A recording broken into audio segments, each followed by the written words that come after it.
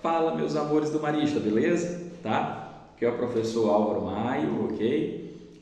Galerinha, olha, é o seguinte, aqui a gente está no nosso segundo vídeo para a galerinha aí do nono ano, nosso segundo vídeo falando sobre ditadura civil-militar, mais especificamente sobre a segunda fase da ditadura civil-militar, que são chamados anos de chumbo, né? Do governo Médici, tá? Terceiro presidente da ditadura. Galerinha, ó, para a questão de prova, esse é o governo que cai mais, porque a questão, por exemplo, da repressão, né, dos anos de chumbo, que foi o vídeo passado, e o milagre brasileiro aparecem bastante, tá bom? Bem, então assim, Álvaro, me dá aí um conceito do que é esse milagre brasileiro. Galerinha, o milagre brasileiro conceitualmente é um momento de muito crescimento econômico do Brasil, né? Um momento de grande crescimento econômico do Brasil, mas é um momento curto de crescimento, né? Como se fosse uma bolha, né? Ela nasce, mas ela estoura rapidamente, tá? O Médici, na realidade, ele está colhendo os frutos dos governos anteriores, né? Que, né, combateram os sindicatos, combateram os trabalhadores, né? Evitaram as greves, proibiram totalmente, né? Com a repressão, no caso.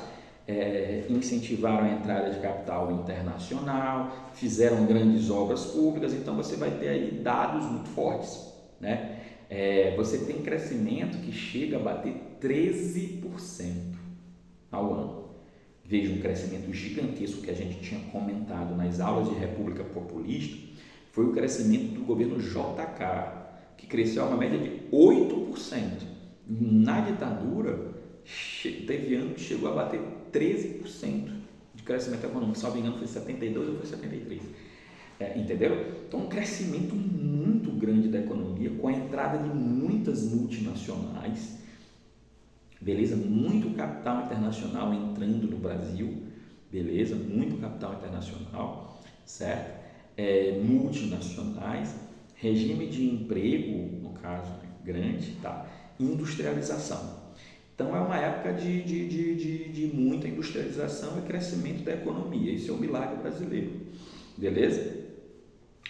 O pai do milagre, que é o ministro da Economia da Fazenda, que é o Delfim Neto, ele tem uma frase interessante sobre o milagre, porque ele foi questionado, né, numa entrevista que ele deu, sobre o fato do Brasil estar crescendo muito, ter um crescimento econômico forte naquele momento, mas ainda ser um país miserável, né? Com muitos bolsões de pobreza. Imagine hoje o Brasil, né? É um país que tem miséria em muitas regiões, tá? Imagine na década de 70 do século passado, entendeu? Há 50 anos atrás, beleza? E aí ele responde com uma frase que acaba caracterizando esse milagre, gente, que é, ele diz assim: primeiro é preciso fazer o bolo crescer, né? Para somente depois dividi-lo, correto? Para somente depois dividi-lo, beleza? Então, ele diz, olha, e aí é uma característica do milagre, um crescimento econômico muito grande, tá? E aí você anota essas coisas, tá? Vai anotando aqui durante as aulas, tá bom? Um crescimento econômico grande, com a manutenção e a ampliação da desigualdade, beleza? Inclusive, mais uma vez eu coloco, já falei isso para vocês na época do Vargas e já falei também na época do JK, e agora fecha a tríade, né, da industrialização do Brasil, século XX, que é com o governo Médici e milagre. Concentração gigantesca de investimentos na região sul e principalmente sudeste, beleza? Ampliando ainda mais o que a gente chama de desigualdade geoespacial, tá? Ou desigualdade socioespacial, tá certo? Durante, logo de cara, quero que você anote isso para mim, a equipe do Delfim Neto tinha um problema muito grande. Como você lida com níveis altos de crescimento e, ao mesmo tempo, controle de inflação, beleza? Porque, por exemplo, se você está tendo industrialização, por exemplo, e obras públicas, você está tendo aumento de consumo, beleza? Tá? Como você lida com isso? Tá? aumento de consumo e controlar a inflação, que sempre foi um problema, beleza? O que acaba acontecendo, gente? A equipe econômica resolve da seguinte forma, e eu quero que você anote isso, beleza? Primeiro, como é que eu faço para incentivar consumo, né? Porque imagine, se indústrias estão sendo criadas, está se produzindo mais no Brasil, você precisa que as pessoas consumam o que está se produzindo. Então o governo precisa incentivar consumo, beleza? Então você resolve isso como? Como incentivar o consumo? Você cria linhas de crédito, né? Linhas de crédito. O que é linha de crédito? Hoje está popularizado, todo mundo tem crédito. Não importa se é o diretor da sua escola, vamos imaginar assim, ou o proprietário da sua escola, ou a pessoa que faz a faxina na escola. Todo mundo consegue, por exemplo, comprar um celular e parcelar de 10 vezes. Mas não era assim na década de 70. O crédito é somente para a elite e para a classe média, beleza? Tá? Então, só quem conseguia chegar numa loja e fazer o que naquela época, veja, naquela época não tem nem internet, pô. Fazer o que era na época chamado de crediário. Você chegava na loja e pegava um carnê. Você comprava uma televisão, que é aquela televisão ainda de tubo de imagem grande, né, dessa largura, a televisão assim, ó, né? Aquela televisão de tubo de imagem, e você parcelava essa televisão em 10 vezes, 12 vezes. Aí você pegava um boleto, um carnê, e aí tinha lá o valor que você tinha que pagar. E todo mês você tinha que ir na loja e pagar no caixa da loja aquela parcela, entendeu? Então só quem vai ter esse crédito é a elite e a classe média. Álvaro, se tu pega a elite e a classe média na década de 70 do Brasil e pensa assim, quantos por cento da população? 15%. Então na prática quem se beneficiava do milagre, gente, era 15% da população brasileira, entendeu? Tá? Álvaro, e por outro lado, né, qual é o outro problema? Como você controla? Eu já vi como é que eu incentivo o consumo, eu dou crédito, mas só quem teve crédito foi a elite e a classe média. E por outro lado, Álvaro, como é que eu controlo a inflação? Como controlar o outro resultado? Arroxo salarial. Álvaro, eu não entendi. O que é arroxo? Arrochar, meu amigo, é apertar. É congelamento de salário. E aí, galerinha, é para as classes C, D e E, para pobre. Né? Então, resumindo, o milagre brasileiro para 85% da população do Brasil é viver com salário mínimo congelado, sem aumento, entendeu?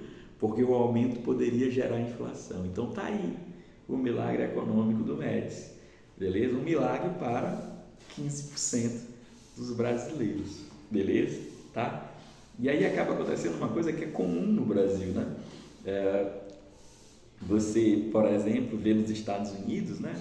As pessoas saindo de casa cedo, não é? Para sobreviver, né? Trabalhando e sobrevivendo e tal. No Brasil, gente, a mãe, o pai e os filhos precisam trabalhar para que cada um ganhe um salário, para que morem todos dentro da mesma casa e assim consigam sobreviver. Isso é uma característica histórica e naturalmente vai gerar uma cultura. E no Brasil, os filhos ficarem muito mais tempo dentro de casa até conseguirem ganhar um salário um pouco melhor para conseguir sobreviver de forma independente. Porque conseguir alugar um local para morar, tá? Se alimentar, pagar luz, energia, né, eletricidade, conta de água com um salário mínimo, é um pouco complicado, beleza? Tá? Mas resumindo, o milagre brasileiro então é pautado numa concentração de renda, beleza? Num arroxo salarial para a maioria dos brasileiros e se baseia na entrada de capital internacional no Brasil, que entrou de forma muito grande, né? As taxas de juros eram altas, atraía capital especulativo, beleza? É aquela história, né? Países desenvolvidos, por exemplo, gente, pagam, vamos imaginar aqui, 3% de juros ao ano. Então, se você coloca X, você recebe 3% depois de um ano. Uma economia pobre em desenvolvimento, quando quer se desenvolver, quando quer atrair capital, ela paga, por exemplo, mais de 10% ao ano. Então, o cara vai lá, coloca o dinheiro e lucra mais de 10% depois de um ano, entendeu? Certo? Tá? Só que esse dinheiro é chamado de capital especulativo, porque na primeira turbulência ele foge, beleza? Aí você tem nessa época também, né, aquela coisa de não importa se você está se desenvolvendo, se você é rico, você tem que mostrar que você é rico. Aí você tem as famosas obras faraônicas, né? Então são dessa época, a Ponte Rio-Niterói, que saiu até naquele Velozes e Furiosos, né? A Operação Rio, né? Aquela ponte gigantesca, a maior ponte da América Latina, uma ponte gigantesca, uma obra faraônica. A hidrelétrica de Itaipu, que na época é a maior hidrelétrica do planeta, beleza? Até hoje é uma das maiores, diga-se de passagem, tá? A hidrelétrica de Itaipu, a Transamazônica, que é uma obra de tão grande que nunca ficou construída, nunca ficou pronta, diga-se de passagem. Então você tem as chamadas obras faraônicas, que os militares colocavam na propaganda, né, das grandes obras públicas, beleza? E você tem também uma propaganda muito forte, né, com esses dados econômicos bons, né? Brasil, ame-o ou deixe-o, é um recado muito forte, né, para os críticos da ditadura, né, para a esquerda e tal. Você tem que ser patriota, cara, olha os dados econômicos aí, cara, ninguém segura esse país, e esse é outro slogan de campanha, né? Ninguém segura esse país. Brasil, o futuro chegou. Porque sempre se diz assim, ó, o Brasil é o país do futuro, vai ser alguma coisa um dia, beleza? E aí diz, não, o futuro chegou, beleza? Então, o que acaba acontecendo, galerinha? Você tem essas obras faraônicas. Ainda tem o fato do Brasil ser tricampeão mundial, né, de futebol em 70, né? Pelé, Garrincha, né? E aí, como os militares mandaram uma comissão junto com a comissão técnica do Brasil, beleza? Que era para ninguém dar nenhuma declaração, entendeu? Errada, fazendo qualquer crítica.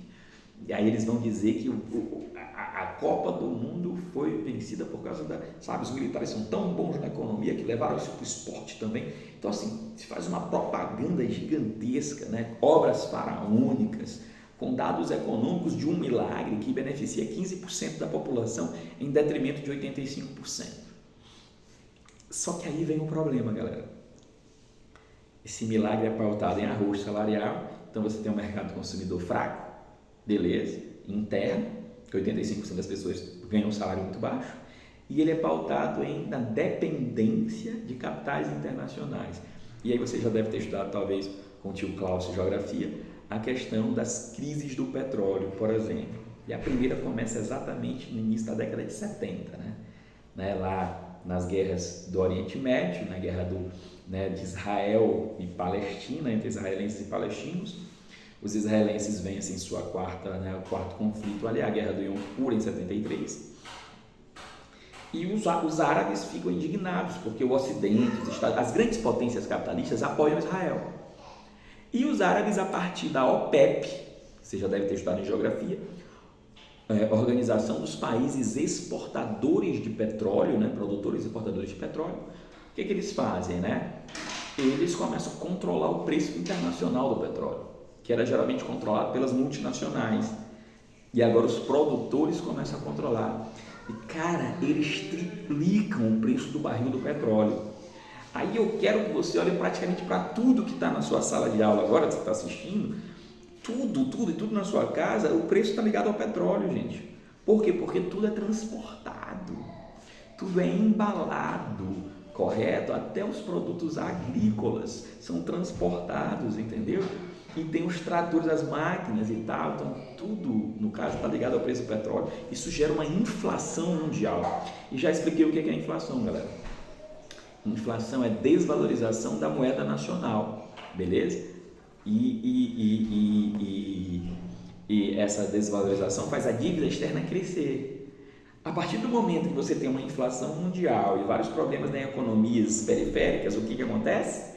Você é um investidor bilionário. Você diz assim, vou ganhar muito dinheiro investindo em um local, né, periférico do capitalismo, que é o Brasil. Coloco o meu dinheiro lá, porque lá eu ganho 10%. Mas na hora que tem turbulência no mercado mundial, tu que é investidor, tu não quer perder teu dinheiro. O que tu faz? Tu saca o teu dinheiro de áreas de risco no caso, que são economias, né, mais pouco desenvolvidas, e você coloca em economias sólidas. Estados Unidos, países europeus e Japão. Entenderam? Então, em poucos meses, há uma fuga, entendeu? Saques de bilhões de dólares do Brasil. A bomba, a bolha estourou. O milagre foi embora.